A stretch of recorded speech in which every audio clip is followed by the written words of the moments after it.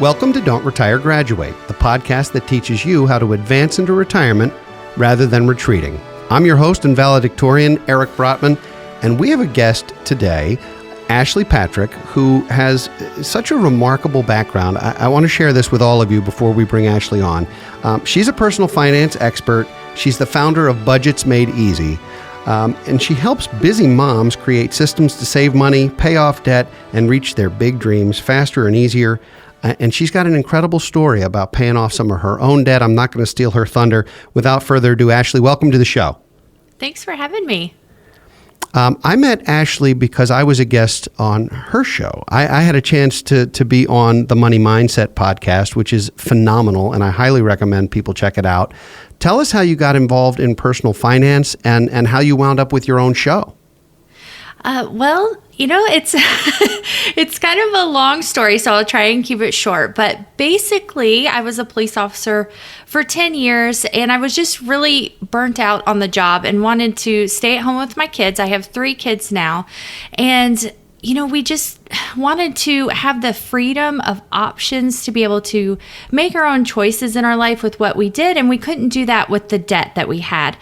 My husband had lost his job, and long story short, several things kind of lined up, and we were finally like, we've had enough. We have to pay off this debt so that we can have the freedom to being able to stay at home with our kids if we want to, and just have the options of being able to make financial decisions based on what is best for us instead of, I have to have this job to pay the bills type of thing. And, if my husband lost his job again, what would we do? And all those things that come into play whenever, you are living paycheck to paycheck or don't have a lot of money saved. And so we decided to pay off our debt, and it took us 17 months, and we paid off $45,000 in debt in just 17 months. It was almost kind of an addiction. Like, once it started going, it was like, I have to do it faster and faster. Just wanted to get it out of my life. But of course, you don't have to do it that fast or that extreme. But yeah, we just wanted that freedom to be able to do what we wanted, whether it was, change jobs or quit a job and stay home, and just wanted options.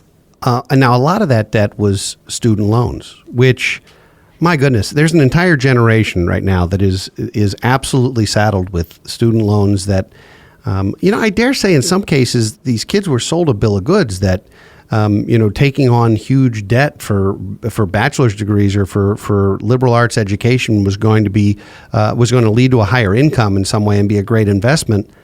How do you feel about the student loan? I mean, I'm glad you paid it off. I'm glad it's gone. You have to be happier and less stressed as a result of that. But how do you feel about kids today, your own kids even, making those decisions to maybe debt finance some of their own education?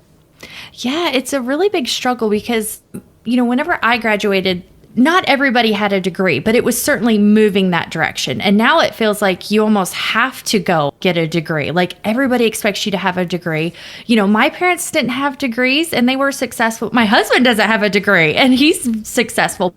I feel like almost in our society that there's so much pressure for these kids to take on that debt because it's almost like an extension of high school. Like you have to do it now because like even jobs that really don't need a degree, they're like, oh, well, you need a degree. So it's so much pressure. But I really hope that by the time my kids get to college that there's more options and maybe there's not so much pressure on them that they have to do it because college isn't for everybody. Like not everybody needs to go and sit in a classroom all day and learn these things. Like some kids are more hands-on or they may want to go to a technical school or something like that. So I really hate all this pressure that society has put on an entire generation. And then the cost, I mean, as you know, has just skyrocketed even since I went to school. And so it's just, I mean, now people are coming out of college with like double what I had. And it's just insane because as you know, it puts them behind on buying a house or, maybe relocating or taking a job offer somewhere else that, might be a better opportunity, but they can't afford to, So I really feel like it hinders an entire generation to really contribute to the economy in other ways. Ashley, I couldn't agree with you more. And I can't help but wonder what the post-COVID educational experience might look like or what the expectations might be or how they may be changed both from a teleworking standpoint and from a higher education standpoint. What's your crystal ball telling you? Oh, I couldn't agree more. And I know we talked about the telework issues after this before. And so I absolutely agree. I think that our society is going to change and move more toward online, or maybe even just hybrid, like have more options for online versus in person. Because I think that a lot of people aren't going to want to do all online. Like, I don't like being all online for learning. Like, I just don't learn that way. So I think kids are, a lot of kids will struggle if everything is online. But I definitely think that there will be cheaper options with being school moving more online. I know there's already a lot of online colleges, but hopefully that'll mean it'll get a little bit cheaper, or maybe not, the price increase as much as it has for the last, however long, 20 years or however long it's been, that it's grown so exponentially. But hopefully change will come where they can kind of offset those costs, or maybe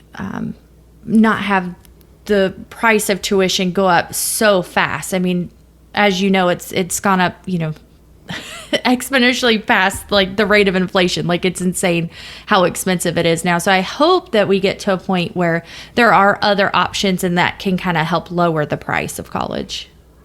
I think that's coming. I think the pressure to have the campuses, particularly not all of them, but a lot of them, there's going to be some consolidation. Just anecdotally, I paid more for my daughter to go to kindergarten than I paid for each year of an Ivy League education, which says something. And of course, I only have one child because that's good financial planning. You have three. That is lousy financial planning, just for the record. Now, you have a degree in psychology. And so, like you, I found the financial world with a background in English and psychology. And you're a master financial coach, and you are a former police officer, now a master financial coach. And you did that because the stress was less. I can't imagine that being a police officer is a stressful job at all. Oh, no, not at all. It's a no. Yeah. So tell us about what a financial coach is, how that differs from being a financial planner, or financial advisor, or a consultant, or we've even had on this show, we've had financial therapists. So tell us about your coaching practice. Yeah. So with financial coaching, like you said, it is different. The training is different. It's not as involved with like the numbers and investing and, all that stuff. It's more like behavioral modification, kind of like helping you, motivating you to do the behavioral things that you need to do so that you can manage your money better. Where like, the financial therapy is like, that's a new thing. I talked to one not too long ago, and it's really interesting. So it's kind of like a hybrid of a couple different things. But yeah, it's more behavioral changes, which is what I like, with background in psychology. I like to know why people do what they do. And so with coaching, it's kind of like, okay, why are you making these bad decisions, or why are you overspending? Why can you not seem to save for those things that you want to save? And then making changes and implementing systems so that you can do those things, so that you can plan for retirement and kids' college and all of those things. So it's more like a cheerleader, kind of like inspiration, motivation to help you get to where you want to be. So, okay, I having a financial therapist on the show was great, because I need all the therapy I can get, and I got some free therapy for about a half an hour and no invoice. So now I get some free coaching. Which is very exciting, and all of our listeners get a little bit of a taste of financial coaching. So I'm going to throw out a scenario at you, as a potential client would, or are they clients or patients? I guess they're clients, because this is not a medical thing, right? Right. Okay. So now I'm a prospective client, and I come to you, and I have significant consumer debt. So I'm where you were many moons ago when you were in that position. And what are the kinds of things that you would ask someone? What would you ask me if I said, well, yeah, I'm struggling because I've got $30,000 on a MasterCard? Well, I would start out with what are your big financial goals? Like in a year from now, what would make you really happy to be at? Like what point in your finances, if this happened, how would you feel? Like what is that big goal?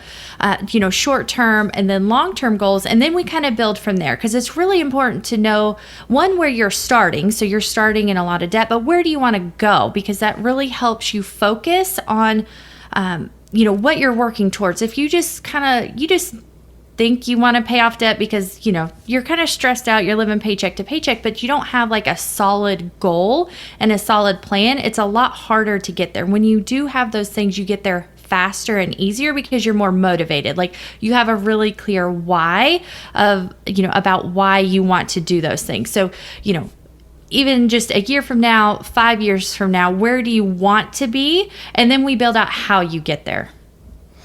So the why, which I agree with you is critically important. The why is a little bit about, it's kind of like why have a personal trainer or why have a treadmill? Mm-hmm. People don't buy treadmills because they necessarily want to run. They buy treadmills because they want to be healthier, and running is a way to get there, right?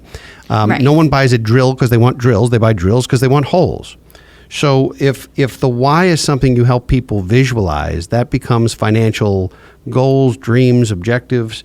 And you talk about reaching big dreams faster and easier. Help me. How am I going to reach my big dreams faster and easier, Ashley?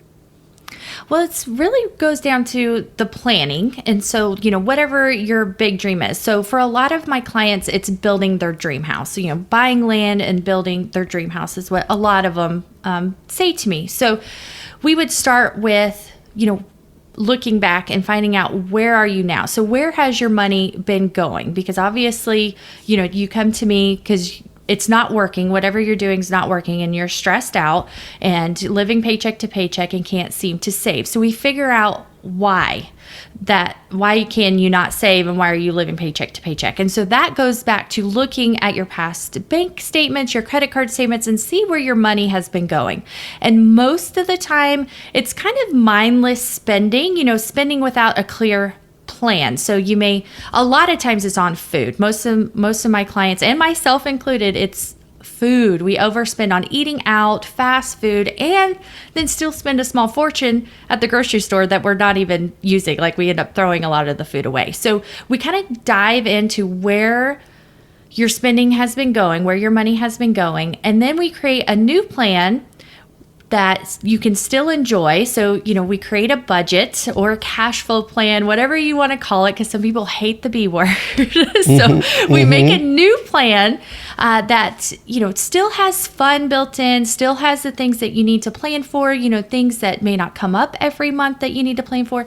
A lot of those things will wreck the budget too, like car insurance, Christmas, taxes, things like birthdays, anniversaries, things that don't come up every month. And so you don't think to plan it, but you still need to, so that you can plan every dollar in your budget so that you can get to those big dreams faster. Because a lot of people do have money left over at the end of the month. They're just mindlessly spending it and they don't realize it. And so once you plan for all those things that you can think of, that you need to plan for, have some fun money in there too. We don't want to be miserable. And then what's left over, that's what goes toward those big goals. And so normally you would just kind of spend what's left over, but whenever you focus on a big goal and you have that money left over, then you can send it toward that big goal, and you get there faster and easier than if you're just mindlessly spending and then you transfer some money to savings, but then you have to transfer it right back because you didn't think of something or you overspent, and so then you're not really making any progress. So you use the B word on our show, Ashley, and this is an all ages family show, and you use the B word, which is totally inappropriate. 2 weeks ago, we had a guest on, Jim Miller, who wrote a book called "Budgeting Doesn't Have to Suck."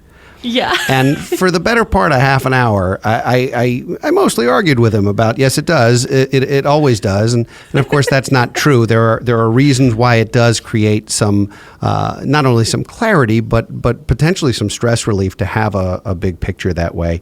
How often do you typically work with clients? Are you, financial advisors might do annual or even semi-annual check-ins, and therapists might be every Friday, but where do you fall on that spectrum? How often do you check in with folks, and what does that look like?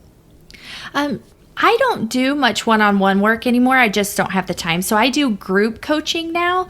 And so I do monthly lessons, and then we do monthly Q&As. Now, some financial coaches will do like weekly check-ins or maybe semi-monthly check-ins. So it really depends on the financial coach, but you should be meeting with your financial coach at least once a month, and then they should be, available like via email if you have questions in that time. But I believe most coaches meet with their clients like twice a month, like 30 minutes. Now, you'll have the initial consultation that takes longer, maybe an hour to an hour and a half, or maybe even a little longer depending on your situation. But so that initial consultation will take a little longer because they have to get all that background information. But just on a regular basis should be, once a month at a very minimum, but usually twice a month. So tell me about the group sessions. Tell all us about the way this works, because I'm fascinated by it. I think that there's a certain group accountability that could be baked in there that's really, really good, because you want to report back next month, hey, I did it. I didn't overspend on sushi this month, and I managed to put away money into my HSA or whatever it is. Are these groups consistent? Is it the same small group of people who meet every month, or is it whoever happens to call in that period? Like, how does it work? What are the mechanics of it? Yeah, so I really love the group coaching, because what people tell me is they feel like they're not alone. And that is a really big struggle, because we feel like we're the only ones making these mistakes. And so then there's the shame and the guilt. But when you get into a group coaching session, you realize, hey, I'm not the only one making these mistakes. And so I'm not alone, and like, it's going to be okay. And what's really great about the group session as well is, like you said, you cheering each other on, posting their wins in the group. And so for my group coaching calls, it's really whoever has time and can show up for those calls. Now, they can submit questions ahead of time, and I have that a lot as well, just because I have people from all over the world, and so the time difference sometimes doesn't always work up with their schedule, and people working and things like that. So we do the Q&A sessions once a month, but they can always post in the group, and I answer those questions, or email. So, of course, there's always some people that don't want to post in the group, so they'll just email me. So it's really kind of what you make it and what you want to get out of it. And some people are posting like everything in the group, all of their wins, all of their struggles, and then some people like refuse to post it all, but they're still reading it and they're still watching. And they tell me that they're like, I don't want to post in the group, but I'm loving it because I'm seeing everybody's wins and stuff like that. So it's really, you get that accountability and you get that support inside of the group. And how I do it now, other coaches may do it differently, but my people get overwhelmed really easy. And so we just focus on one thing each month. And so I have really short video lessons, and then any printables or worksheets that they may need to complete those lessons, I provide those for them.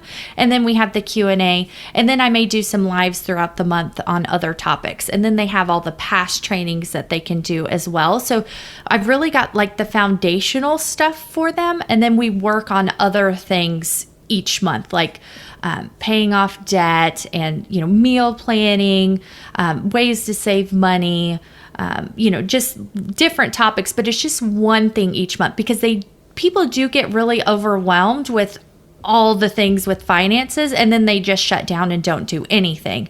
And so that's what I really try and focus on in my group. It's just one thing at a time. So are you on a subscription or membership model? Are you on a month-to-month model? Are you on a pay per session you attend model? What is the financial commitment of your clients, and how does that work? It is a membership model, and so it automatically renews each month. Right now, it's $19 a month, and so it's not pay as you want, or whatever you're using. It's a subscription-based model, but that helps. It really does help people do the work, because when you actually pay for something, you buy into it more and you're more likely to follow through with it. And I found that in like question. all areas of my business. Absolutely. The value of free advice is usually what you pay for it. Exactly. And so I certainly don't have, I mean, no one would begrudge you for making a living doing what you're doing. It's an important calling. This was more along the lines of trying to understand who financial professionals when they should think of you, and people like me should think of you and say, this is a resource you really ought to consider, either for yourself or maybe for one of your grown kids or what have you. Do you get significant referral opportunities from other financial professionals, attorneys, accountants, mortgage people, bankers, and so forth? Or is this really more word of mouth and social? I could do those things, and I know a lot of financial coaches do, because I'm in, groups for financial coaches that do the referrals and they reach out and network. Honestly, all of mine is through social and word of mouth. And then I do have a lot of free things that you can opt in for and sign up for. And then, people come from that. So I do have a significant email list and social media base. So I really haven't done all the networking and stuff. And I know I probably should. Like, it would be very helpful for people like you to be able to refer to a financial coach. And I know a lot of other financial coaches do. But for me, that's just what's working for me now, is social media and then growing my email list.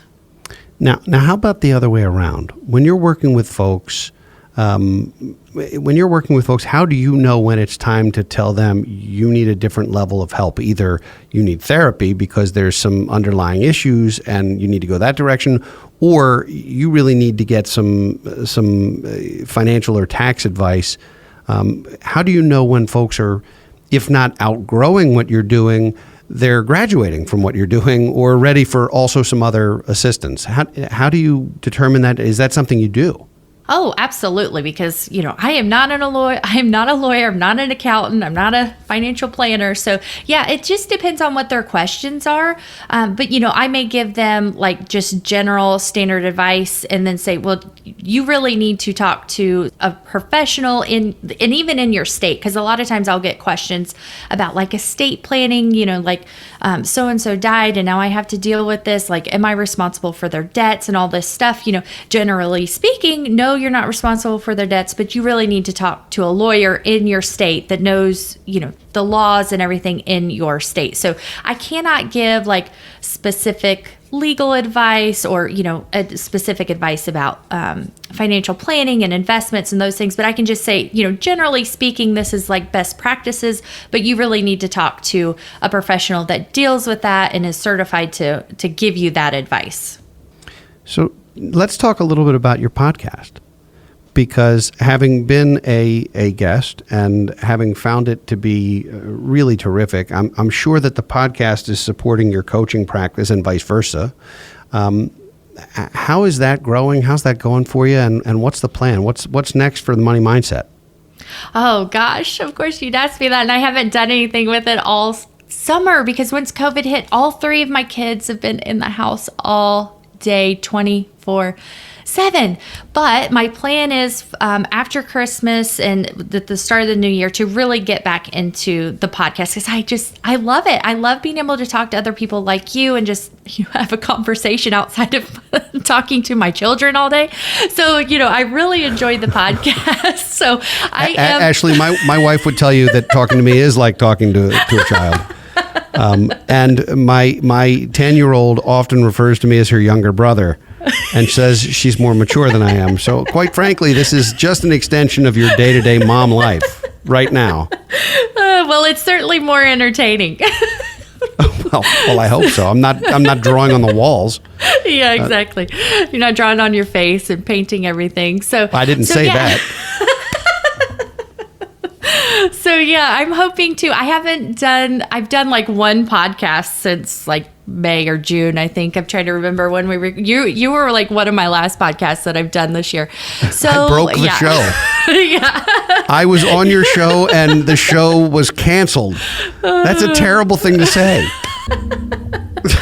Oh my goodness. Okay. So yeah, it wasn't canceled. I just, haven't had time to have quiet time. So, right Understood. now the kids are locked in a bed. Well, they're not locked in there, but they're in the bedroom, with That's right. devices. Social services is on their way. Yeah. But please just stay in here and be quiet for 30 minutes. That's all I need. Oh my goodness. Yeah, so it's been a struggle to do that while they have been home. So we'll see, but my plan is to get back into it at the start of the new year because I really do enjoy it, and I think it's a great resource. I have a ton of blog posts too, but some people, it's not the same reading it as listening to it and actually hearing what I'm saying and what other people are saying. And I just really love having other experts on and getting other people's opinions because, believe it or not, I don't know everything. That's not what I heard. I heard you actually knew everything, and that's why I contacted you. I need to know everything. Well, we're getting close to the end here, and first of all, I want to thank you for being here. Secondly, we need an extra credit assignment. I know what yours is. I'm giving you an extra credit assignment to start your next season of the podcast as soon as those kids are able to go back to some normal sense of school, because the show's excellent and it's really great, and I hope people will check it out. But what would the one extra credit assignment be? The one takeaway? What's the first step that folks could take to be ready to graduate, into their own retirement, into that next phase of life? And we've talked about this already, but really just figuring out your why and make sure that it is one that is big enough to motivate you when times get tough or you want to give up, but that it's also specific and measurable and timely. SMART goals, if you're not familiar with SMART goals, they work. And so really creating your plan and making sure it's specific and measurable. So it can't be just, I want to pay off debt at some point in the future. It needs to be, I want to pay off X amount of debt, $10,000 in debt in 2021. That's what I want to do. So it needs to be specific, measurable, and timely. And that will really help formulate your plan and keep you motivated and keep you on track to actually achieve those big goals. All right. Well, you mentioned the S, the M, the A, and the T in SMART goals, and unless you're from Massachusetts, then that's SMAT goals. I think the R is realistic, right? They have to be within the normal. Yeah. Okay, so they've got to be within a normal range of what's doable. Because to say I want to pay off $100,000 of debt in the next 6 months, in almost every case, is not a realistic situation. Right. So they need to be not only specific and measurable, but they have to be something reasonably attainable that you can handle. I love that idea. I think it's a great assignment. Where can folks learn more about you? Where can they check you out and potentially work with you as their coach? Oh, absolutely. Of course, the podcast, the Money Mindset Podcast, wherever you're listening to this podcast. And then to just get started, if you just want something that you can kind of give you an outline on to get started, is my free budget starter kit. And you can get that at budgetsmadeeasy.com/start. So that's where I usually tell everybody to go, because it gives you a free printable guide on getting started on your budget. So kind of all the things that we've talked about today, it kind of lays it out for you and helps you lay that all out on paper. And then it comes with a checklist as well, so that you're kind of following the steps and getting started. And then once you kind of go through that, then you will have emails and stuff on how to get started with me. Terrific. So for all of our listeners, check out budgetsmadeeasy.com/start. And see if this can be a resource for you. I think it's a terrific resource. Ashley, your bio says that you've been featured on Fox Business, Yahoo Finance, USA Today, MSN, CNBC. It does not say "Don't retire, graduate." So I'm hopeful that when you reconfigure this, you will swap out one of those minor publications for this particular show. Oh, absolutely. I'll do that right now. I knew I had you on for a reason. Thank you for doing that. This has been great. It's been good catching up with you. I always enjoy our conversations. I know you're helping a lot of people and doing great work, and I hope we can continue to collaborate and to be in touch. Thank you for being here. Thanks for having me. It was fun. For all our listeners, please subscribe to our podcast, post comments and reviews. Don't Retire, Graduate is a book available in print, Kindle, and audio formats. For more information or to order a copy, go to brotmanmedia.com/books or search for me on Amazon. To learn more about BFG Financial Advisors, visit us on social media or at bfgfa.com. We'll be back next week with another installment of Office Hours, and in 2 weeks with another engaging guest. For now, this is your host, Eric Brotman, reminding you, don't retire, graduate. From this day forward, let us begin visualizing our dreams and building our futures. Today, I implore you, don't retire, graduate. Visit our website at don'tretiregraduate.com to subscribe. And please like us and post comments on social media. Securities offered through Kestra Investment Services, LLC, Kestra IS, member FINRA SIPC. Investment advisory services offered through Kestra Advisory Services, LLC, Kestra AS, an affiliate of Kestra IS. Kestra IS or Kestra AS are not affiliated with Brotman Financial or any other entity discussed.